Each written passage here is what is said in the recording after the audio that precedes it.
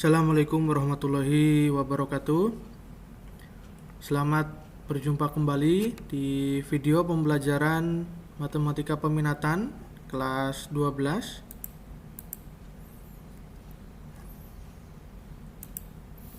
Oke, di video kali ini ini adalah video terakhir di bab turunan fungsi trigonometri, yaitu kita masih membahas tentang aplikasi turunan fungsi trigonometri bagian kedua.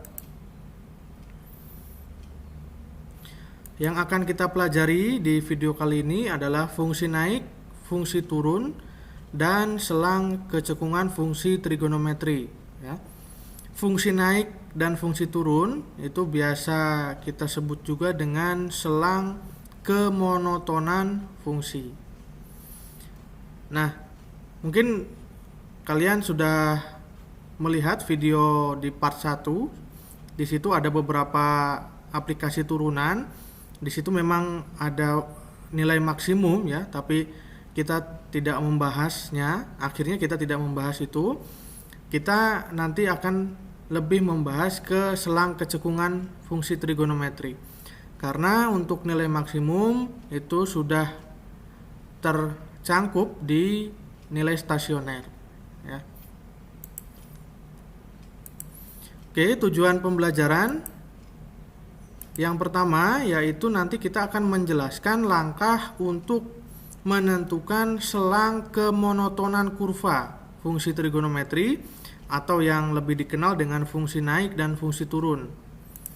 Kemudian yang kedua, menjelaskan langkah-langkah menentukan selang kecekungan kurva fungsi trigonometri menggunakan turunan kedua. Oke, manfaat tentu saja banyak sekali manfaatnya di dalam kehidupan kita sehari-hari.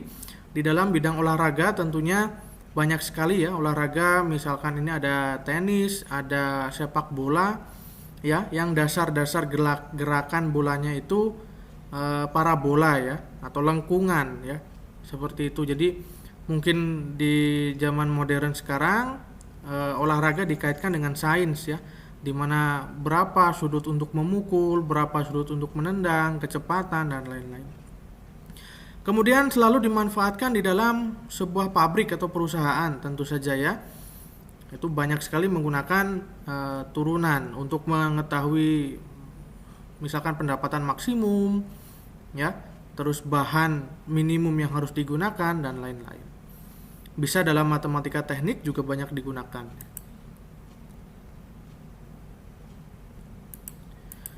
Oke, sebelum kita masuk ke materi, seperti biasa kita ingat kembali beberapa materi penunjang yang akan kita gunakan dalam materi ini.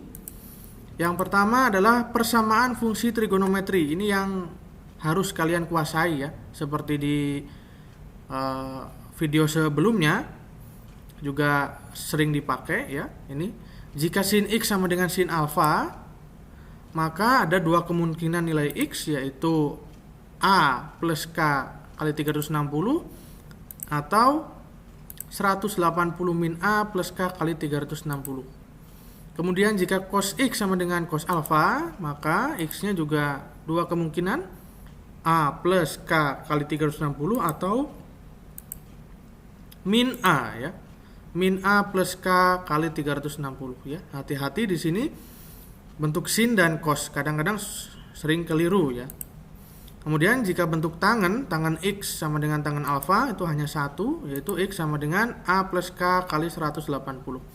Ini wajib ya kalian kuasai ya untuk digunakan dalam aplikasi trigonometri ini. Kemudian yang lain, kemarin juga kita sudah membahas tentang titik stasioner. Ya ini maaf, stasioner ya, ini kurang. Titik stasioner syaratnya terjadi apabila f aksen sama dengan 0, tuh turunannya sama dengan 0. Kemudian jenis stasioner kemarin kita juga sudah menggunakan uji turunan kedua, atau bisa kalian menggunakan turunan pertama ya, juga bisa ya. Oke. Sebelum kita masuk ke inti ya, mungkin kalian ada yang kebingungan ya. Sebetulnya apa sih kita belajar aplikasi turunan ini buat apa ya? Nah, perlu kalian ketahui bahwa kita mempelajari aplikasi materi turunan ini itu lebih kepada bagaimana cara kemampuan kalian menganalisis sebetulnya ya. Jadi kemarin kan kita sudah membahas tentang misalkan persamaan garis singgung, kemudian titik stasioner dan jenisnya ya. Di video kali ini kita akan mempelajari tentang fungsi naik, fungsi turun, selang kemonotonan, selang kecekungan, dan yang lain-lain. Nah, sebetulnya itu apa sih ya? Nah, itu diilustrasikan dengan sebuah grafik sederhana di sini. Ya, di sini ada sebuah grafik sederhana yaitu grafik sinus ya. Bentuknya seperti ini. Ini adalah bentuk grafik fungsi trigonometri yang unik, di mana grafiknya itu berbentuk ini ada cekungan ya, ini kita disebut gunung dan ini lembah ya.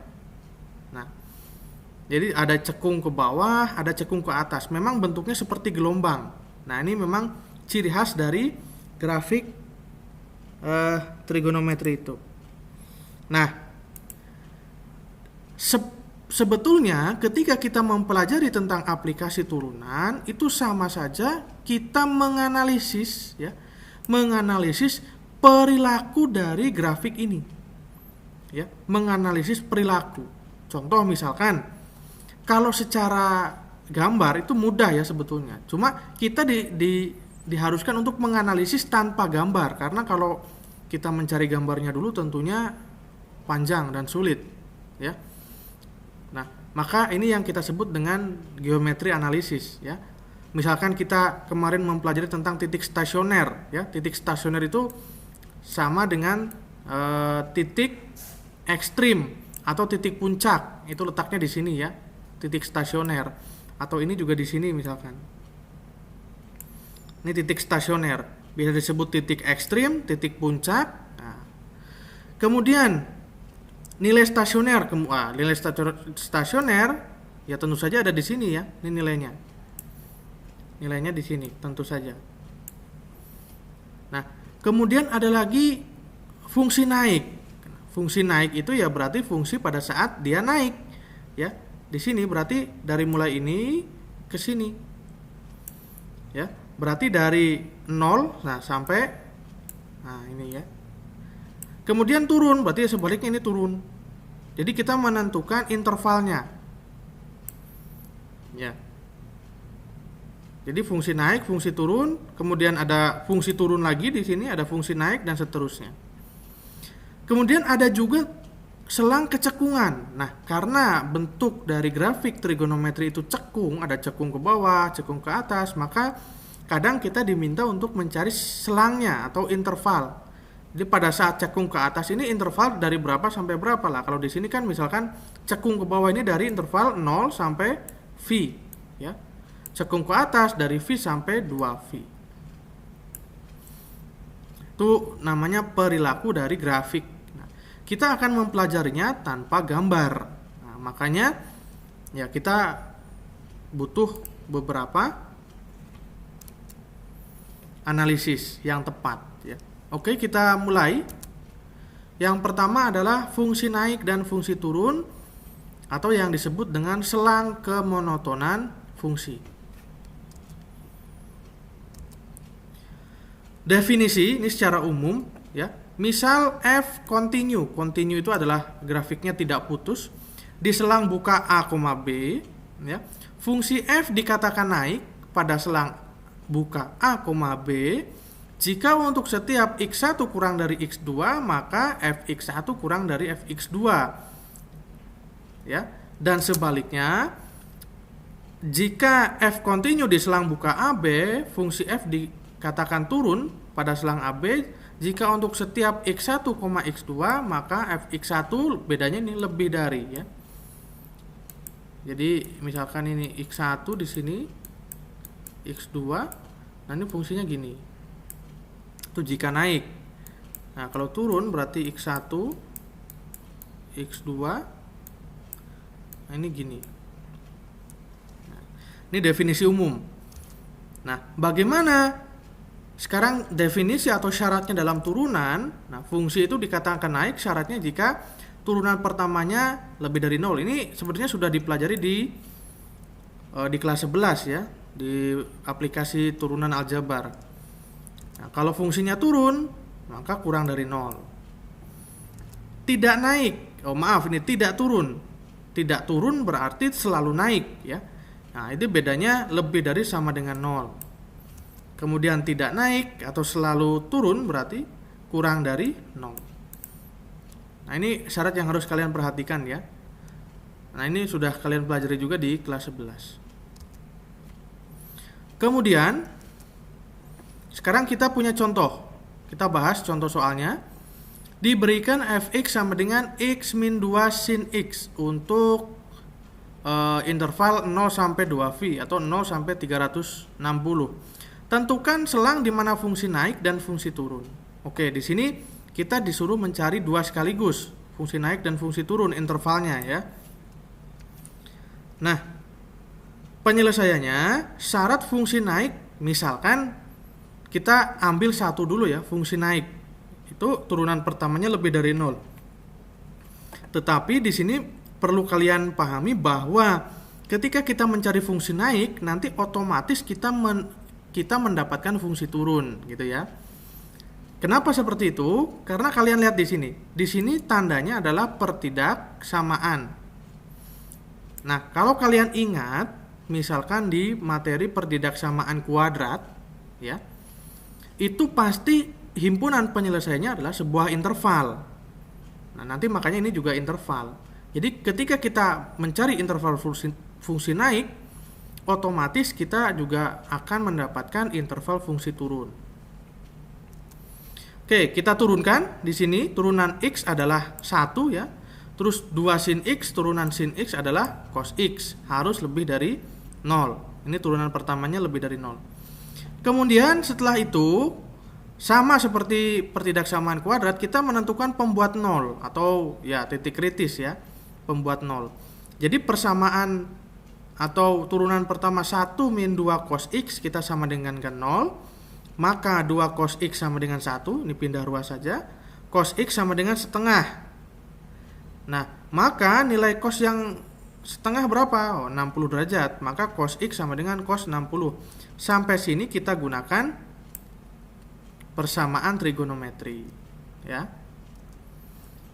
Lihat di sini cos x sama dengan cos 60, maka ada dua kemungkinan untuk nilai x1 sama dengan, ingat di sini cos, maka 60 plus k kali 360.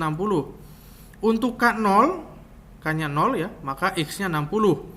Untuk k-nya 1, nah x-nya 420. Ini tidak memenuhi karena intervalnya kita tadi diminta 0 sampai 360. Kemudian yang kedua, x2 sama dengan min 60 tadi ya. Untuk cos plus k kali 360. Untuk k-nya 0 itu min 60. Ini tidak memenuhi ya, negatif tidak memenuhi. Kemudian untuk k-nya 1, x-nya 300 ya. Untuk k-nya 2 ini tidak memenuhi juga. Jadi kita punya dua nilai yang memenuhi, yaitu 60 derajat dan 300 derajat. Jadi diperoleh dua apsis stasioner ya. Sebetulnya, nah kenapa di sini disebut apsis stasioner? Karena tadi kita membuat pembuat 0, turunan pertama sama dengan 0, kan sama saja kita mencari stasioner gitu ya. Jadi sebetulnya semuanya berkaitan ya, fungsi naik, fungsi turun, stasioner semuanya berkaitan. Oke, stasioner ada dua, apsisnya itu 60 dan 300 derajat. Nah, kita buat garis bilangan. Nah, tadi intervalnya yang diminta 0 sampai 360, maka di ujung interval kita tulis di sini 0 ya, di sini 60 derajat 360. Kemudian ada 60 derajat dan 300 derajat. Oke, setelah ini kita menguji ya, uji daerah ya, uji daerah ke dalam turunan pertama ya. Uji tanda turunan pertama di kiri dan di kanan apsis stasioner. Jadi syarat fungsi naik tadi f aksen lebih dari 0, maka ini ya tadi lebih dari 0. Ini turunan pertamanya. Nah, kita misalkan ambil Ya, misalkan daerah 1 0 sampai 60, kita ambil misalkan di sini 30 derajat ya. Lalu kita substitusikan ke persamaan ini. 1 min 2 cos 30, maka 1 min 2, nah cos 30 itu setengah akar 3. Maka hasilnya 1 min akar 3. 1 min akar 3 itu negatif karena akar 3 itu 1 lebih ya. Nah, maka tanda di sini itu adalah negatif. Nah, kalian tidak usah mencari tanda yang selanjutnya di daerah ini. Nah, di sini tandanya pasti berselang-seling. Jadi setelah negatif pasti positif. Ya, setelah positif pasti negatif, selalu seperti itu. Jadi tidak usah mencari per daerah ini. Cukup satu saja diwakilkan. Nah, terus tandanya berselang-seling. Di sini kita peroleh ya, naik ya, fungsinya naik kalau tandanya positif. Ya, positif ini pada selang 60 sampai 300 derajat. Ini fungsinya akan naik. Kemudian yang turun berarti ada 2 di sini karena yang tandanya negatif ada 2, yaitu 0 sampai 60 dan 300 sampai 360. Nah, seperti itulah cara menentukan fungsi naik dan fungsi turun. Ya. Jadi silahkan kalian pahami, pause videonya jika perlu dan tulis di dalam buku.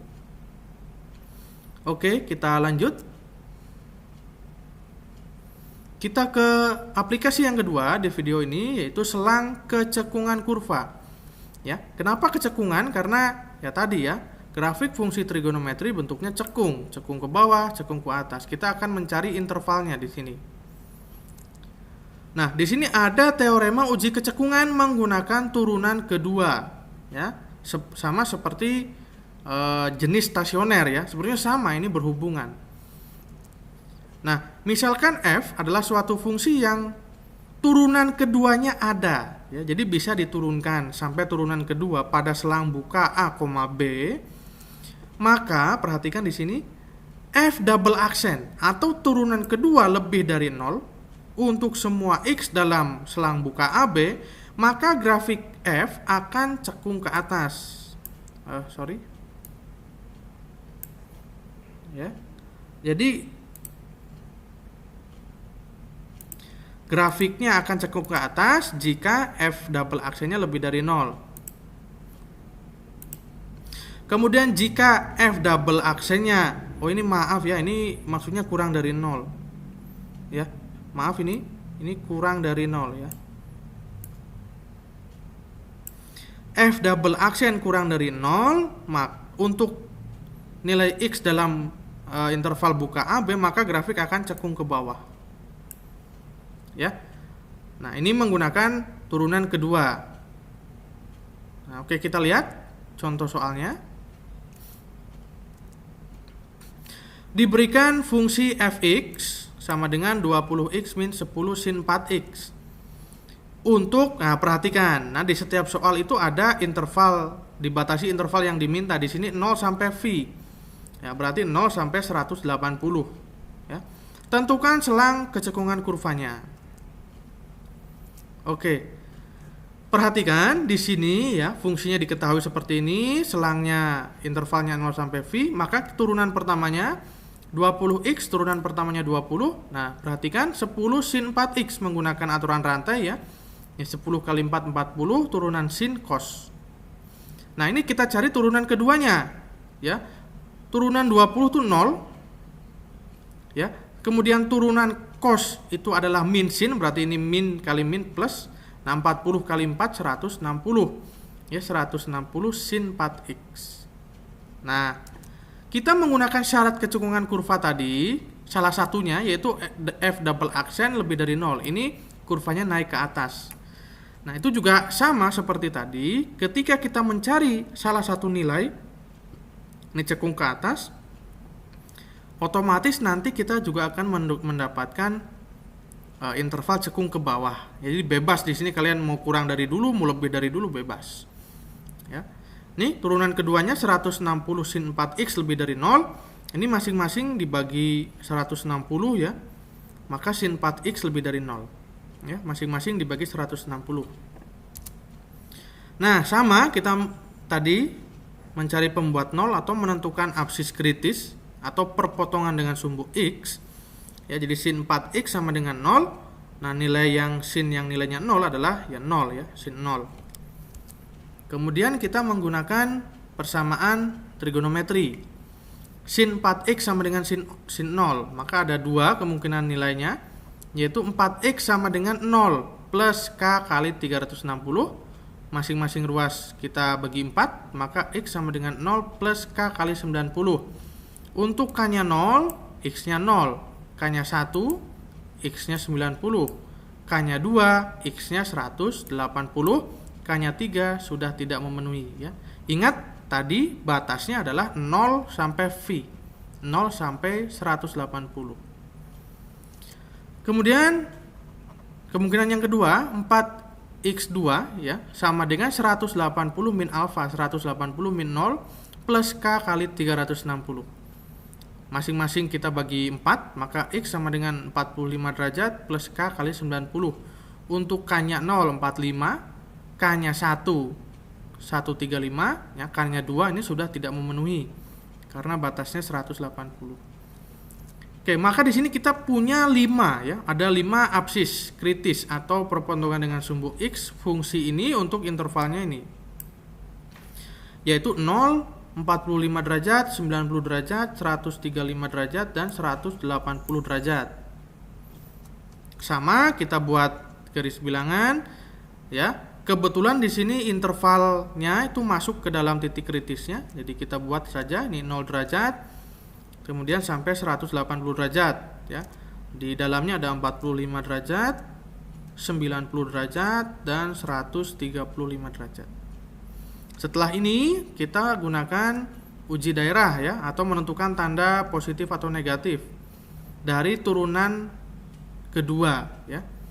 Pada setiap daerah yang dan substitusikan ke dalam fungsinya. Ya, ini tadi turunan keduanya lebih dari 0. Kemudian kita pilih ya 0 sampai 45. Di sini ada ya 30. Kita substitusikan ke 160 sin 4x ya. 4 kali 30 120. Sin 120 itu setengah akar 3. 160 bagi setengah itu 80 akar 3, jelas positif ya. Jadi tandanya di sini jelas positif. Ingat, di sini tanda selalu bergantian atau selang-seling. Jadi setelah positif, negatif, positif, negatif. Oke, maka diperoleh kesimpulannya kurva akan cekung ke atas jika F double aksennya lebih dari 0 tadi ya di teoremanya. Ya. F double aksen lebih dari 0. Nah, ini berarti yang bernilai positif ada 2 yaitu 0 sampai 45 di sini. Ya ini ya, 0 sampai 45, kemudian 90 sampai 135. Sebaliknya untuk yang cekung ke bawah, F double aksennya kurang dari 0, berarti yang bernilai negatif dari 45 sampai 90 ya. Maaf ini ya, ini harusnya 90. Ya, maaf ini 90. 45 sampai 90, kemudian 135 sampai 180. Ya, silahkan kalian pahami, catat di buku, pause videonya jika terlalu cepat ya. Oke, itu di video kali ini. Ini adalah video terakhir di materi turunan ya. Selamat belajar dan kerjakan soal yang diberikan. Terima kasih, semoga bermanfaat. Assalamualaikum warahmatullahi wabarakatuh.